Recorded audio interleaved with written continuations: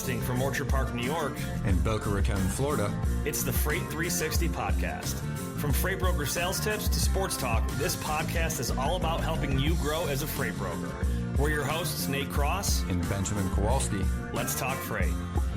Let's talk freight. Welcome back for episode 163 of the Freight 360 podcast. We've got a returning special guest with us today. It's Doug Nelson with Blue Book Services. Doug, welcome back. We're so glad to have you on again. Thanks. Yeah. Appreciate it, guys. So, hey, if you're brand new, you just found us, you caught a great episode. We love having guests on here. But if you've been with us for a while, this is the second episode we're doing with Doug out of a 3-part series this fall.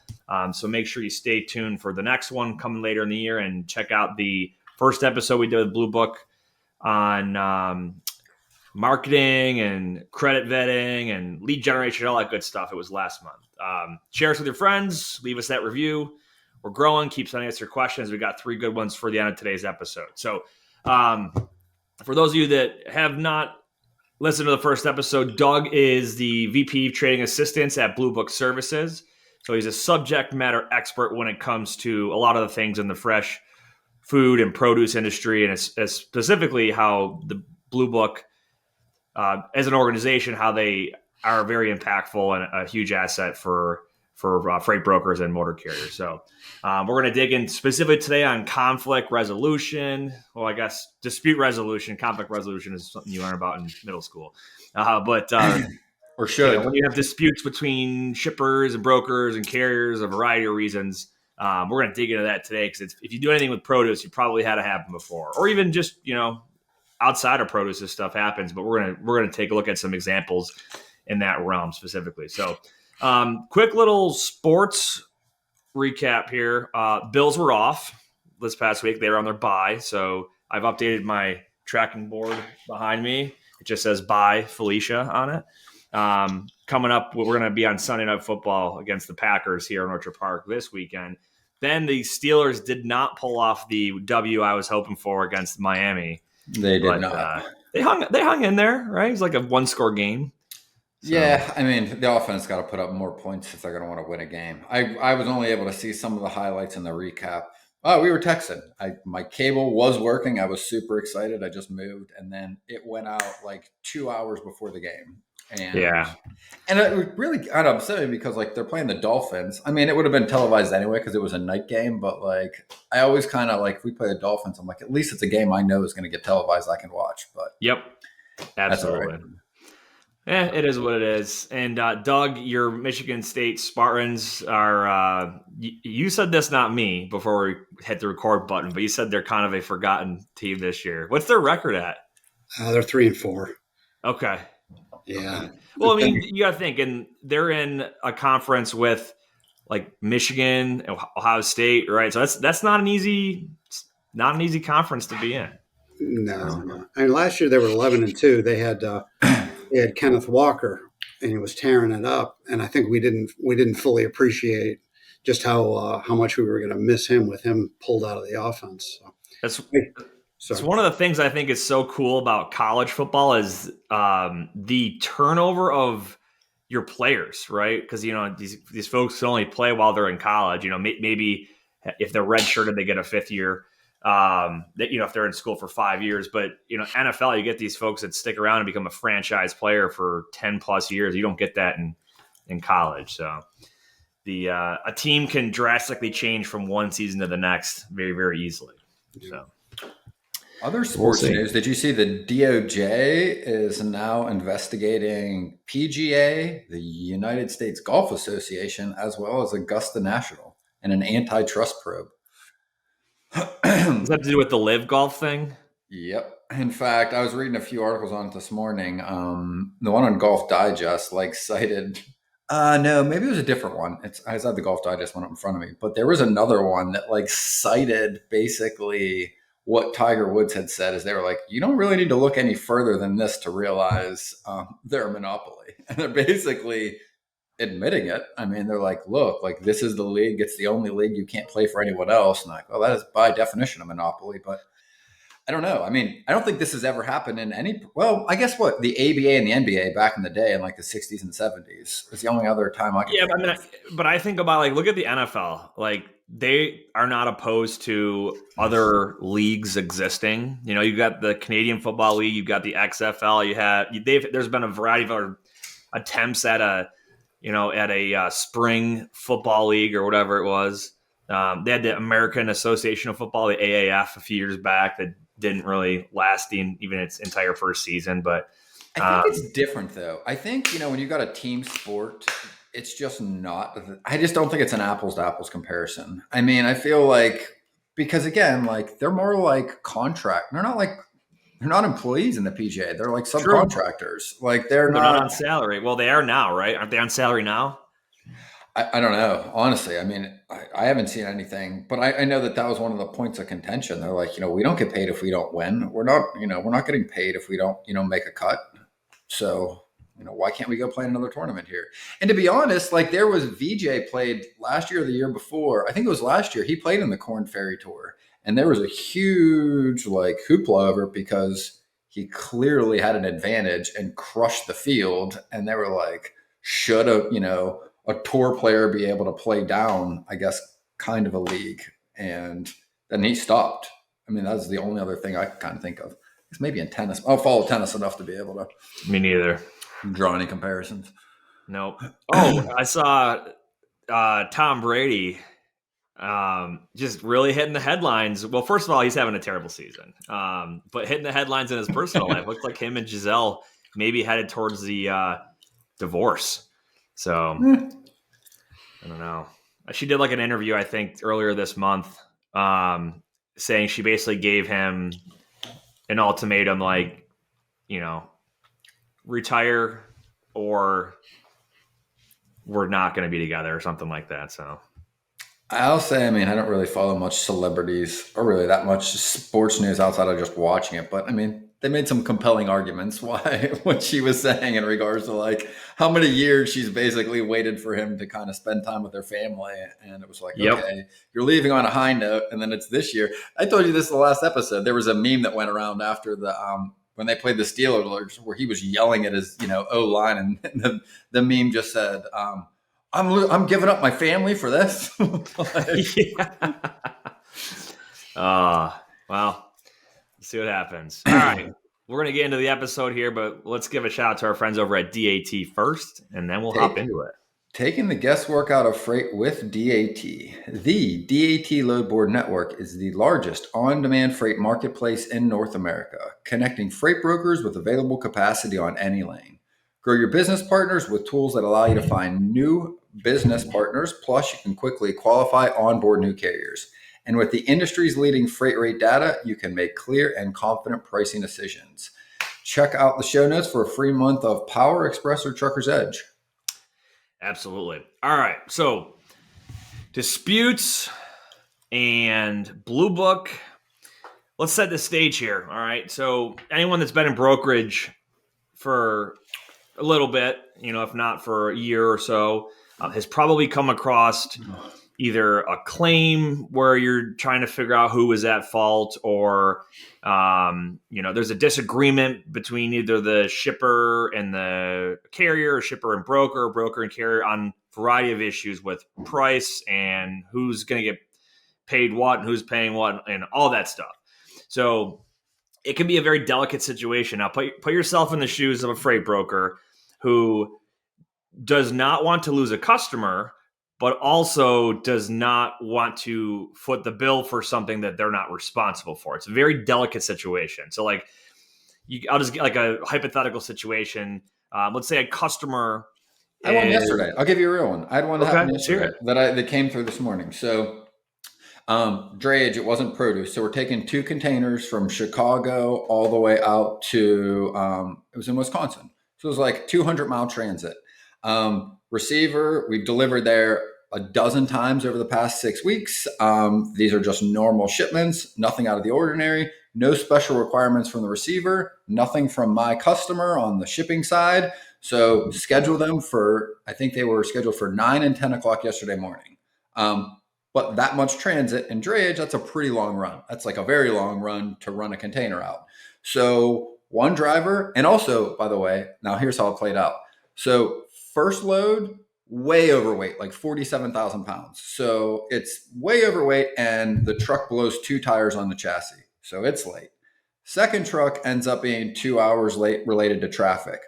Well, I get a phone call when the first truck's late at around 9:30, 10 o'clock, and they go, they've got a crane on site that they're paying $700 an hour for, and we need to know where these trucks are. And I'm like, well, the one guy's got 2 flat tires. I've been on the phone with them. They're fixing them now. Second guy caught in traffic leaving Chicago, he's probably going to be an hour and a half, 2 hours late. And, then it blows up from there. Screaming that like the guy needed to be there on time. But I mean, you can't make the truck move any faster. You can't get him there. My customer's screaming that the receiver wants them to pay the crane bill, and they're screaming at me, telling me they want me to pay for the crane expense. And they're all blaming something that nobody can control, right? Traffic and a breakdown. And I think it's just a really good example of everybody thinks they're right. Everybody's screaming at each other, and nobody's working towards a solution that works for anybody. Well, no one. So back to kind of what I was saying, and that yours is a good example. Like if a customer is raising they're throwing the flag, basically saying like, I'm not paying for this. It's not my fault. And then you as the broker are like, well, do I eat some of this? Because if I don't, and I basically tell my customer you're responsible for it, they're not going to be my customer very much longer. So that's kind of where the delicate balance is.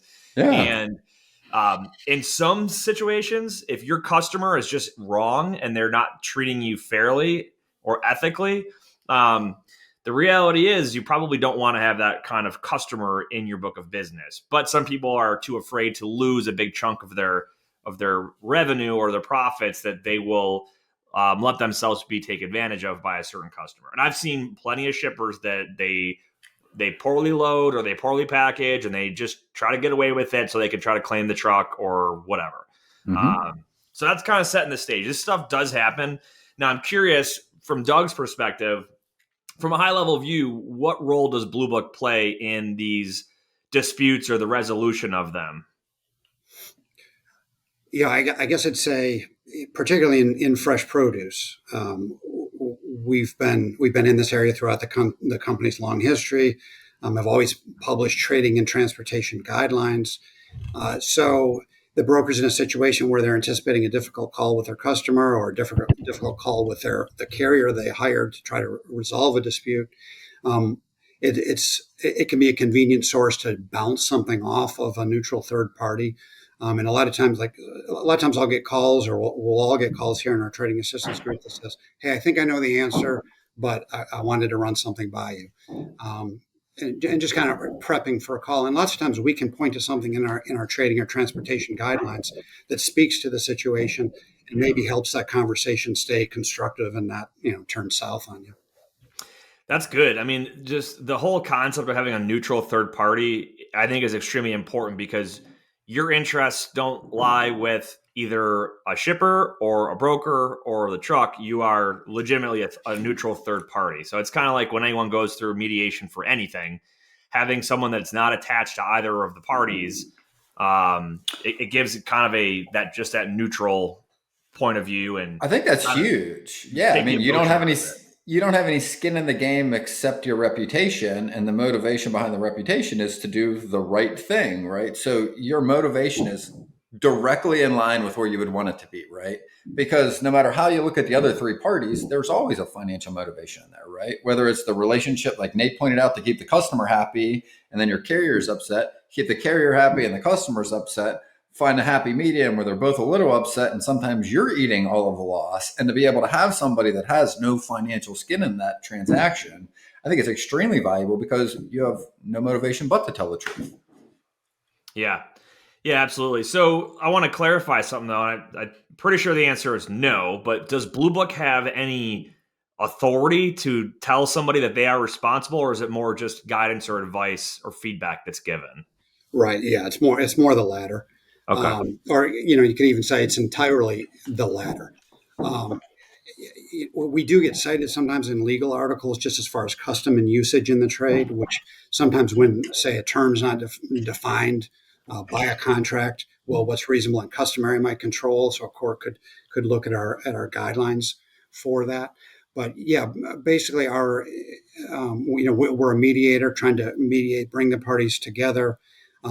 If a party's acting unreasonably, that's where our role as a credit rating agency might come in, where we might flag the claim as meritorious if the party's not trading per our trading and transportation guidelines, and so that gets so our membership is made aware that this firm may not be trading in a manner consistent with the guidelines. Yeah, that makes sense. So, I mean, you can't go to a customer and say, hey, you legally have to pay this, but you can, because you own your own credit rating, you can have that reflected in the Blue Book credit rating. So when somebody, whether it's a truck or a broker, looks at that in the future, they can see that reported consistent with what you guys what happened.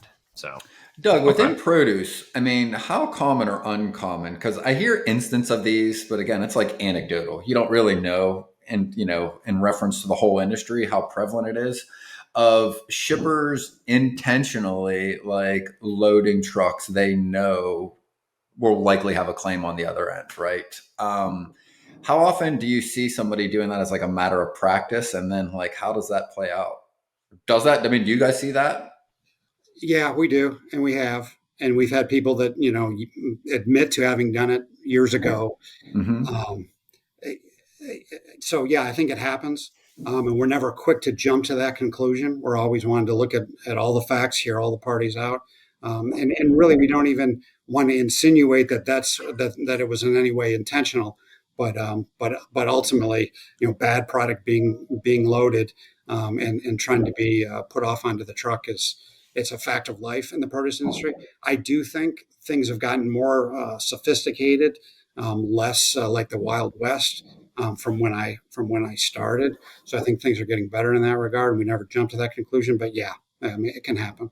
I'm going to explain this for anyone listening or watching that doesn't understand what we're saying. So, for example, it could be let's say there's a lettuce broker or like a lettuce grower, whatever, and they have spoiled, rotten, whatever, some kind of damaged lettuce, and they intentionally try to load it on the truck without that being caught, with the full intent of filing a claim on the carrier's insurance company saying that it's the carrier's fault that it showed up spoiled or rotten. The same thing would be like insurance fraud if somebody got in an accident in their car and it was their fault, and then they tried and make a false claim that they hit a deer, or it was a hit and run, or whatever, right? Like they're basically trying to use somebody else's insurance to pay for something that was their own fault or their own responsibility. So I've seen it happen. It's definitely not the majority of claims that I see, but there's been enough of them that it realistically does happen. That's why I was curious to hear your answer there too, Doug, that you guys do see it and you are dealing with it. Obvious question. How explain that? How do they catch those? How do they catch the intent? Because I feel like the reason it was prevalent, back in the day when I started in the industry, was like, it was hard to catch. Like, I mean, from the shipper's point of view, if you're supposed to ship the product out after you've had it on hand for whatever, a day or two, and for some reason your inventory didn't get cycled right or didn't go in the truck right, and this pallet's been sitting there for 4 days, right, or 5 days instead of the 2, it gets snuck on this truck and, it expires in transit, right? Like the ones I've seen are like where the truck, like the temperature recorder for the reefer unit shows no breach. So basically the temperature was maintained at its proper level according to the bill of lading for the entire time. Pictures were taken, everything's done right by the carrier, and the food still, or the product still comes off like frozen in some cases, or more so if it's supposed to be held at a cooler temperature and it was loaded hot. We'll see that kind of stuff too, where it's like, it doesn't matter how cold our trailer was, when you put hot product on there, warm product on there, it's not, the reefer's not meant to cool your product down, it's meant to maintain it at a certain thing. So those are the ones that I've seen, where the carrier's done everything right, they've been able to show everything properly, and then their insurance company denies the claim. Doug, what would you add to that? Does that seem like kind of what you've seen, or is there other instances? Yeah. Well, I guess to your point, I mean, we're looking, and it's an important distinction. We're looking to the carrier to maintain air temperature control within the trailer. So in the rear of the trailer, where the portable temperature recorder is, in the nose of the trailer, where the reefer sensors are, we're looking for that air to be properly temperature controlled, and looking to the carrier to take responsibility for that, not necessarily the pulp temperature of the product. So if a claimant's going to need to do more than show warm pulp temperatures, they're going to need to show an absence of temperature control to claim the carrier. So let's explain what pulping is too, because you did make a good distinction, right? We're talking about the temperature of the air in the trailer, which is what the carrier has control over, versus the temperature of the actual product. So can you explain Barney level, Barney style, what pulping is and when it should be done? Yeah, pulping is just the temperature of the product itself. So sticking a temperature probe within the apple, and or between bags of salad, and then getting the temperature of the product itself. So like to Ben's point on, so the product is loaded. The question of, is the shipper's going to have to prove that the product was loaded in good condition and then arrived in poor condition. So the onus was on the shipper to prove that it was in good condition at time of loading. Okay, got it. Not on the carrier. Once they prove that, then the burden shifts to the carrier to prove freedom from negligence in shipper error. Got it. So if it's a situation where it was old product, the carrier's going to have, the shipper's somehow going to have to prove that it wasn't. That it wasn't. So they've got that hurdle to overcome. It's almost guilty until you're proven innocent in that scenario, right? The shipper is liable for it until they can prove that they loaded it correctly and it wasn't negligent. They've got to do that. But once they do that, now it shifts to the carrier where they've got to prove freedom from negligence. And the way they can prove freedom from negligence is say, look, I maintained air temperature control in this trailer. I've got the reefer download showing that the temperatures were good in the nose of the trailer. I've got the portable showing temperatures were good in the rear of the trailer. And then if pulp temperatures are warm in spite of that, well, then that would suggest the carrier failed to load the product in good condition with proper pre-cooling. So I got two questions. Number one, is the product pulped at loading? And the second part to that is, how does a shipper prove themselves? How do they prove that everything they did in the loading process was done correctly? So is pulping done at the shipping side by them? And then how do they prove that? How do they prove it was put on there correctly? Right, and that, part of this is an answer carriers don't want to hear. But when the carrier signs the bill of lading clean, then at a minimum they're saying that they've got no firsthand knowledge or no awareness that the product wasn't properly loaded, it wasn't properly pre-cooled, wasn't properly boxed, stacked, braced, everything.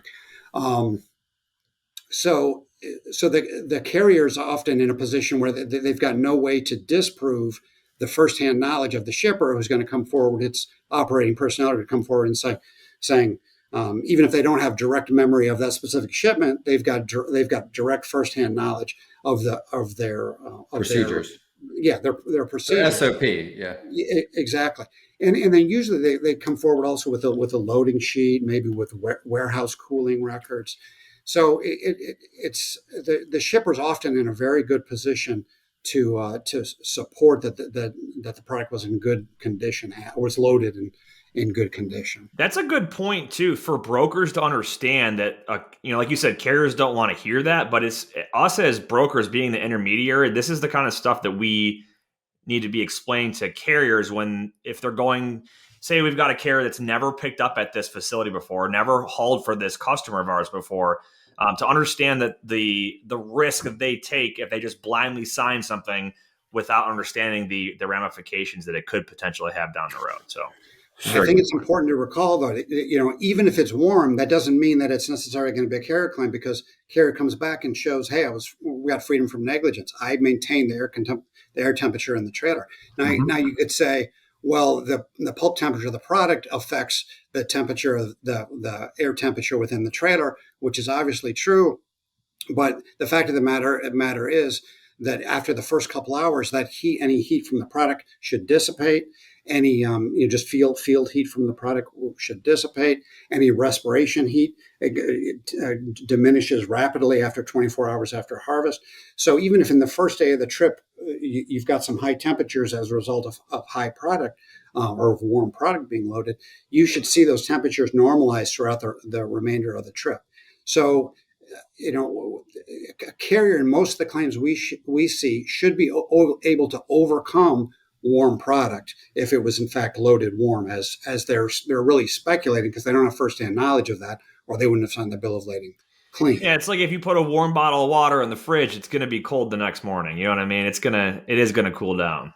So question. I mean, while we're on this topic, what are some best practices brokers can use to, like Nate pointed out, oversee the truck side? At the very least, have some redundancies in there, right? I mean, what I'm hearing is, making sure you ask the carrier before they're signing that bill clean to, at the very least, pulp it and to get some reference as to whether or not the temperature was accurate when they are taking possession of it. Yeah, I mean that's great if you can get that. There's a lot of times I think the carrier just fails to maintain temperatures in the trailer, and then they blame it on the warm pulp temperature at shipping point. I mean, that's a fact that it's kind of an easy thing to point to and say, hey, I wasn't allowed on the dock, I wasn't allowed to pulp it, so therefore you can't hold me because how do I know pulp temperatures weren't warm? But most of the time that argument's going to fail. I would say where you really would want to put your foot down if you're a carrier or a truck broker working with a carrier on a load is if all of a sudden you show up at the scheduled loading time and the product's not ready. So they're hustling it in from the field, and there's a chance that they cut some corners on the pre-cooling. Now that would definitely be a situation where I would dig in as a carrier and say, no, I've got to make sure we've got good, thorough, verified pulp temperatures before we're going to load this because you're late because this product's just coming in off the field. So let's talk about when it gets to the receiver's end. What does the inspection process look like there? Is the receiver going to pulp the product there and record, hey, this is the temperature of it? Does the driver have any involvement in that? What does that process look like in a good, like a best practice scenario? Yeah. I guess in the ideal situation, the product's going to be pulped by the receiver right away, verified by the driver, probably initial right on the delivery receipt. A USDA inspection would be called for while the product was still loaded on the truck, so you get the USDA pulp temperatures, and then the receiver would also secure the portable recorder. If it's not, the portable recorder is somehow missing, then that needs to be noted on the delivery receipt. But if it's there, presumably it is, get the results of that, make copies, and ask the carrier also to get a copy of or get a reefer download. So you brought up USDA inspections, and this is something that we haven't really touched on this show. We're just going to ask. And I would love to just for a few minutes explain what that is, how they're ordered, who these inspectors are, where they're located, and typically when this would happen. So a USDA inspection is not so. It's an inspection that's done by the USDA, right? So they are a third party as well in this situation. And it's not ordered on every load. It's ordered if there's a dispute or if there's an issue on something or a potential claim. Can you elaborate on that? Just give a 101 level explanation on what the USDA inspection is. Yeah, USDA inspection takes a snapshot of the product at that time. So the inspector comes in, and I guess the beauty of it is it's all standardized. So they'll be able to put in a number and say this product was affected with 17% bruising, 2% decay, 3% overripe, whatever the case may be. They'll show the number of the cartons that were available for inspection. They'll show the pulp temperatures, and that's all considered disinterested evidence. So objective evidence, as opposed to the receivers quality, QA people. They may do just as good or just as thorough of a job, but that's not considered disinterested evidence because they have a direct interest in. Yes, Okay. And these the inspectors are located in they cover a certain territory essentially, right? So a metro area has probably got inspectors that'll handle and if an inspection's ordered, you have this team is going to handle this region. Is that correct? Yes. Okay. Mm-hmm. I got some questions from, again, like lower level stuff. So, okay, truck arrives, we've got a dispute, right? Now, we're calling to order the USDA. How long does that typically take, and who's paying for the carrier's time and the detention of the carrier? Is that worked out? Before I go too far down and ask you a bunch more questions, how does that time frame play out first? Yeah. Well, one thing I'd say is carriers who, if you're hauling fresh produce, they need to understand that the PACA regulations, so Perishable Agricultural Commodities Act, those regulations they allow that receiver 8 hours to decide whether or not they're going to reject the product back to the shipper. So when carriers are hauling fresh produce, they need to understand that the custom and practice, the law of the industry, some delay is a part of that process, and really need to factor that into when they're the pricing. And I want to pause that right there because Nate and I have talked about this a lot. I talk a lot about this to clients and things when we're talking about margin related to different things we ship, right? I mean, even as it relates to we'll say steel versus, like a barrier or something, there's way higher margin typically in produce than there is in just I'd say, I don't want to say a normal commodity, but a commodity that isn't as perishable, right? And there's usually, like you said, built-in margin. Like if you look at a company's books, there's tend to be higher margin and the carriers tend to get paid higher for those. And what you're pointing out is there's a reason for that. That reason is when they arrive at that receiver, if that receiver wants to hold them for up to 8 hours, that cost, if I understand it, is coming out of the carrier's pocket when and if that does occur. Correct? Yeah. It's like an industry standard. This is just part of the way it is regulated. If you're accepting a fresh produce, Lewis, you are subject to this regulation. Yeah, and I mean, the regulation does not speak directly to carriers, but it just kind of follows logically. So in our transportation guidelines, when we start talking about detention or warehousing fees accruing, it's after that initial 8-hour period.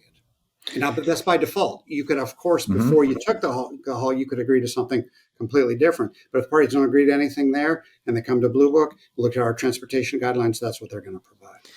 So then let's say the inspection is ordered. So the receiver is going to order the inspection.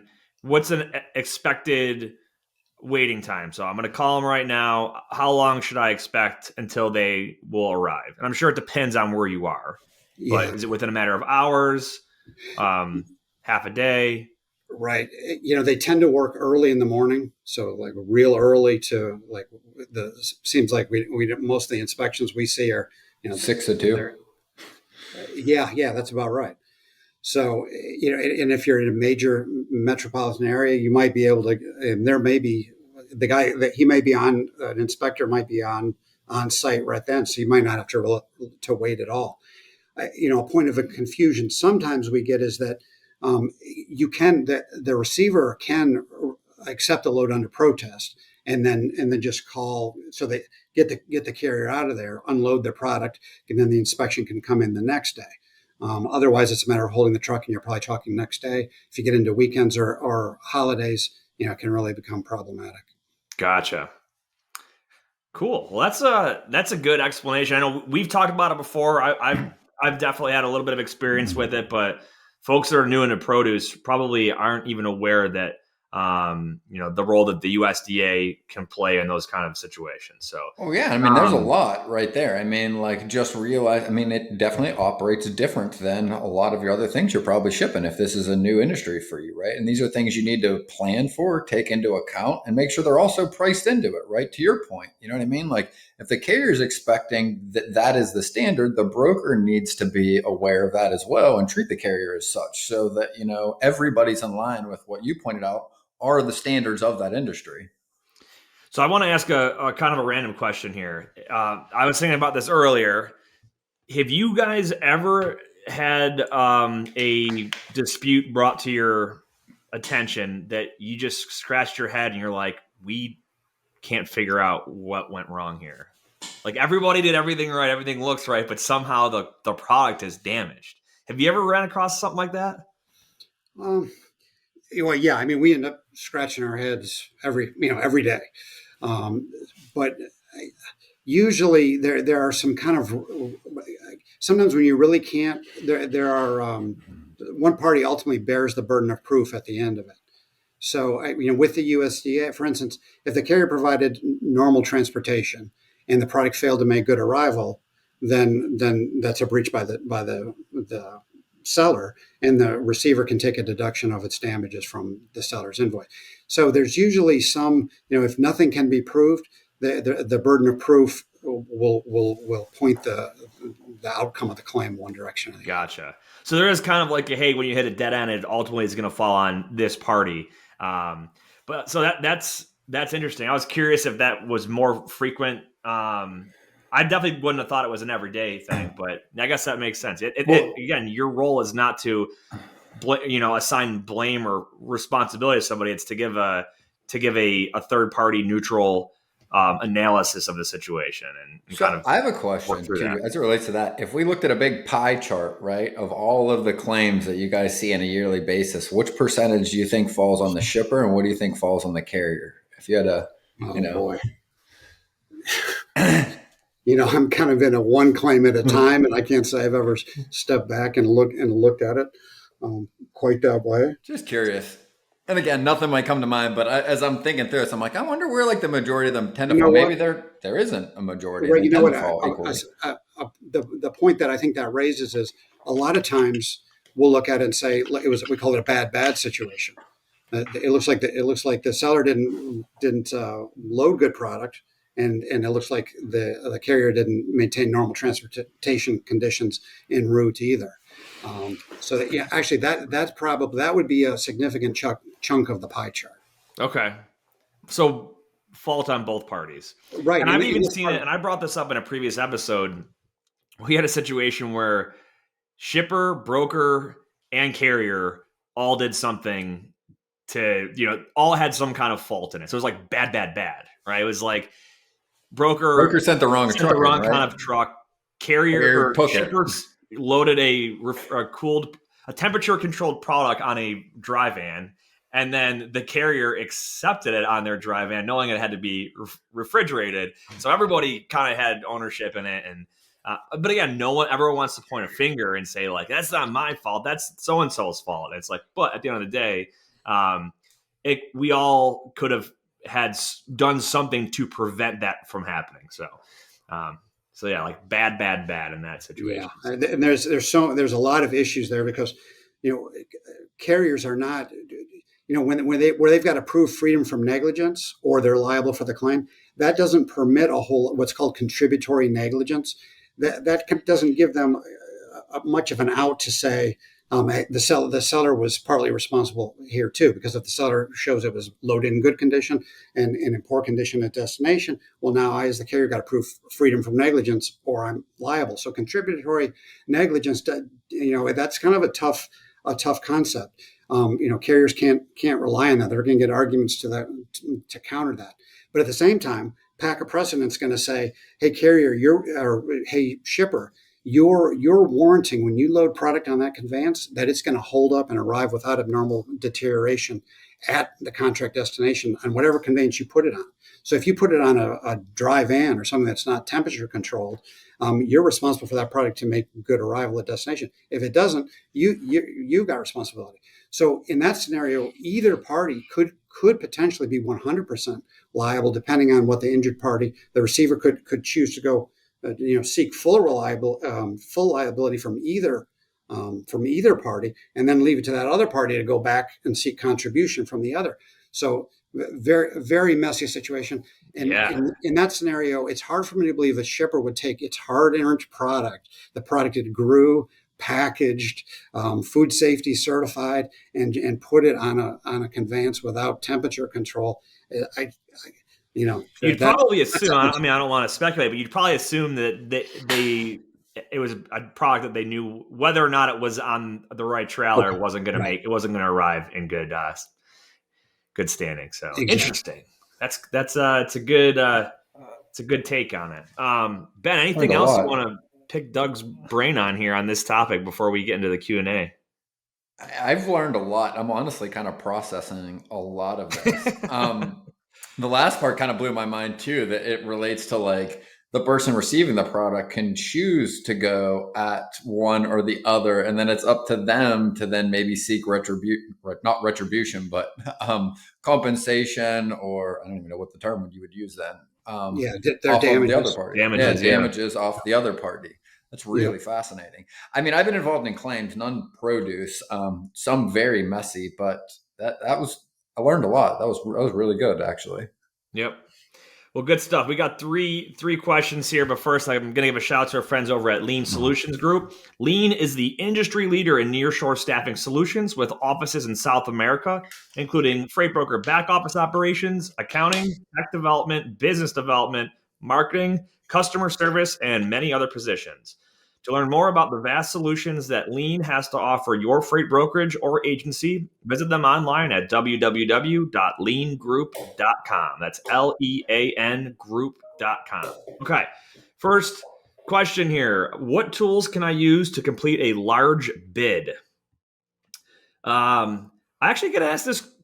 I've got asked this question quite a bit, Ben.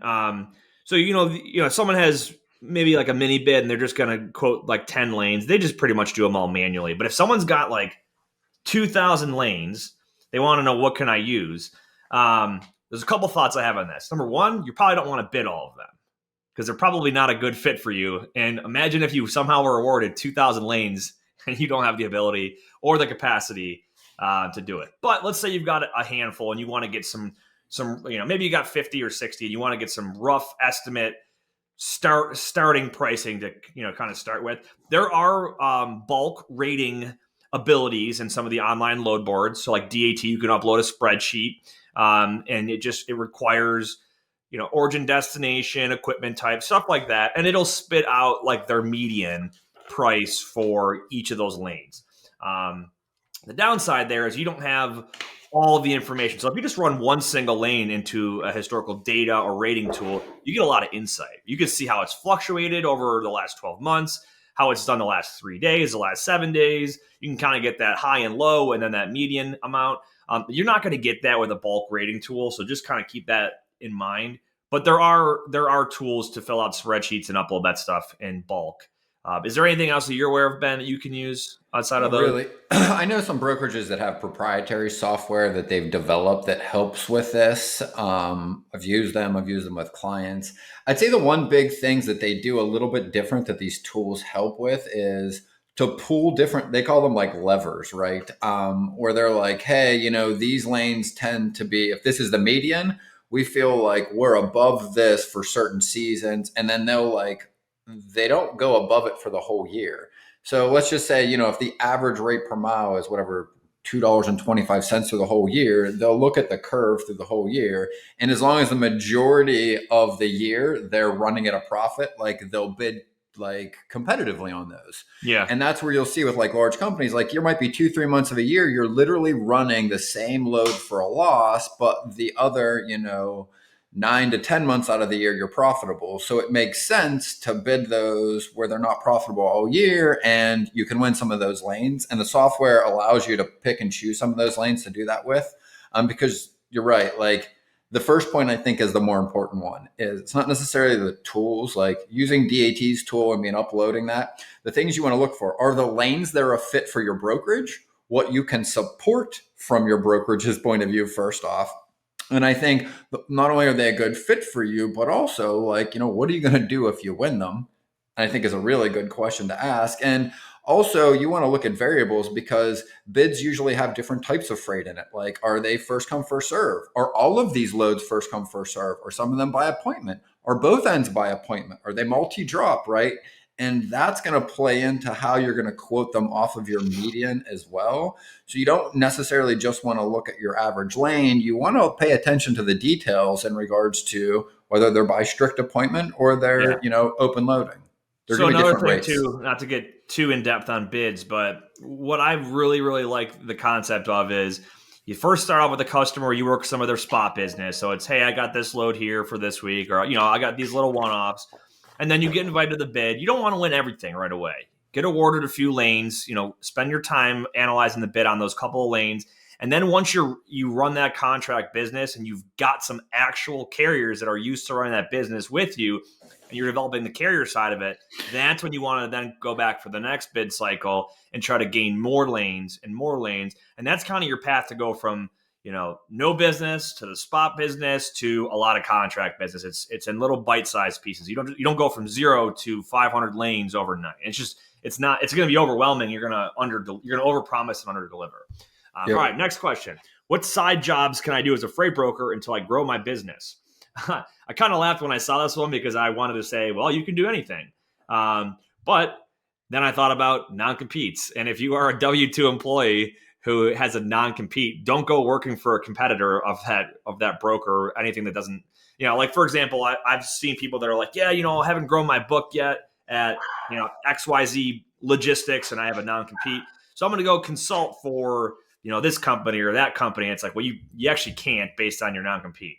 But that aside, I would, if you do want to, I guess, a side hustle while you're trying to grow your business up, maybe you're a licensed broker or an agent or something like that, and you're just not totally there yet, and you're not making the money. I'd recommend you do something in the industry that would, it's going to help you to grow your business, right? And that could be some sort of consulting, or maybe you're working as a dispatcher for an asset-based trucking company, or something along the lines of logistics and transportation that's going to help you grow your skill set. I've never been asked this question before, reading it off today, and it's an interesting one. But I don't know, drive Uber if you want, or DoorDash, or I don't know. Well, I'll tell you this. I used to run into this question a lot at one of my first sales jobs. Was everybody was like, well, I want to take a second job so that I can, get my income up as I'm waiting to build up this book of business in that job. And the one thing that we noticed, I was there for a handful of years. One of my closest friends has been there probably close to 15, 20 years now. And I talked to him recently, and he's like, still holds true that everybody we've seen split their energy into different things tends to not make it in the sales position. Meaning like they spread themselves thin and they're doing a little of this and a little of this and a little of this. And they tend to never put enough energy into the sales part of it. And they just tend to not make it. I'm not saying that's true for everybody. It's just something I've seen in my career. Yeah. And the advice I'd always given, and I still do, is like, if this is what you're going to do, then do this and do it well and push harder here, because you'll get there quicker and you'll get a better payoff. And to your point, what you're learning, even from your mistakes, makes you more valuable at this. And again, I think you're gonna win at what you focus on. And if you're splitting your time, like you said, you're not gonna hit your full potential, because you could spend that time building your prospect list, right? Yeah, and there's tons of like pickup business you could pick up here and there, a few loads here, a project here and there. Like not all of it is business that's going to go all year. And I think like you absolutely can go make money, moving a few loads here and there, depending on what your structure is. Yep. All right, last question. How can I prepare for an interview for a freight brokering job? Well, this is going to be similar to how do you prepare for a cold call with a customer. Or your first phone call with the customer in general. I would recommend you do some research and fully understand what you're getting involved with. So what kind of job is it? Is it a sales job? Is it a dispatching job? Is it a accounting job? What I would also look at, take a look at that brokerage. How long have they been in business? How big are they? Do they have something that they specialize in with their carrier base? What kind of training do they offer to their new folks, and what's the turnaround look like for folks that come in new to their positions in the company? And I guess what you would do is come up with a bunch of questions to ask and discussion points to have, so you have a very good, productive conversation in that interview. I used to always love doing job interviews when I was out of college and looking for jobs and whatnot. Because not every single one is a company you're going to go work for, but I got to learn so much about companies I never did before. And I had a lot of friends that were always so nervous for interviews, and I was always super excited for them. So I guess just kind of change your, have a little paradigm shift or change your mindset on what that is. It's not like you're going to get grilled by them, but more so, hey, I get to go have a conversation and learn all about this company. It's the same way that a cold call should be like. don't be afraid nor worried to pick up the phone and be told no. Go in there excited to learn something new about this company, and hey, maybe you'll find out you're not a good fit to work with them. So good stuff.